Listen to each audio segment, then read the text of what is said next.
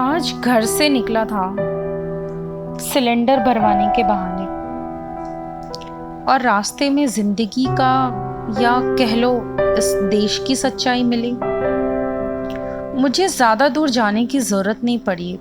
कुछ 500 मीटर के करीब मेरे घर से दूर वो परिवार अपने घर जा रहा था।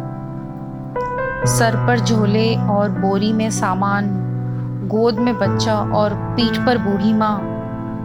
छोटे बच्चे दौड़ दौड़कर सबके साथ चलने की कोशिश में थे। उसकी गोदी में बच्चा था, पर उसके कदम कहीं भी धीरे नहीं हुए। उसने शायद 2 दिन से कुछ खास नहीं खाया होगा, पर वो रुक ही नहीं रहा था, थम ही नहीं रहा था। क्या वो सच में थक नहीं रहा था?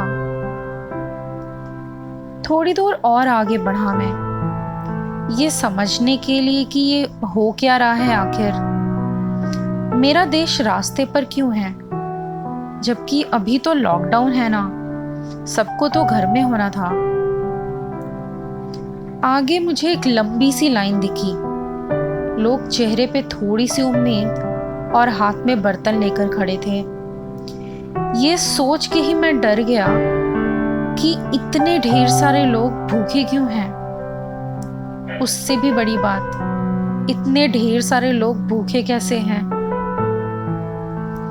मुझे याद आया एसी रूम में बैठकर ज़ोमैटो और स्विगी पर उंगलियां फिराते हुए मेरे पास खाने के कितने ऑप्शंस हैं। खैर, थोड़ी देर में खाने की ट्रक वहां से चली गई।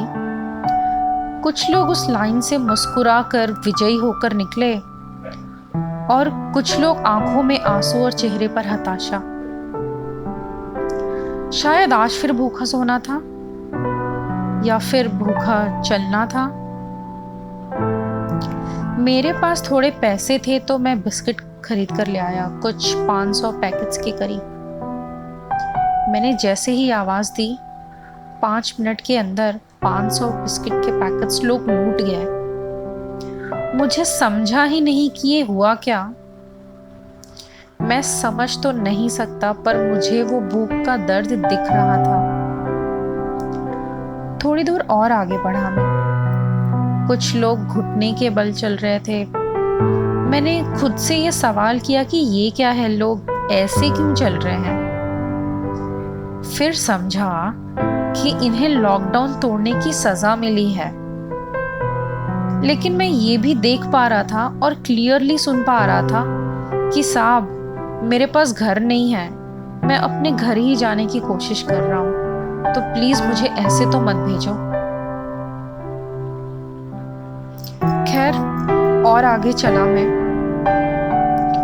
वो अपने हाथ में टूटे चप्पल को लेकर खड़ा था। कभी टूटे चप्पल को देखकर कोसता तो कभी खाली रास्ते को देखता। हर आती हुई गाड़ी उसके लिए उम्मीद की किरण थी, और जैसे ही बिना रुके चली जाती, उसके चेहरे की हताशा उसका दिल तोड़ देती। गर्मी थी काफी, नंगे पांव चल भी नहीं सकता था ना, तो लोगों से लिफ्ट मांगने की कोशिश कर रहा था। थोड़ी देर में शायद वो खुद ही समझ जाएगा कि उसे नंगे पांव ही चलना है।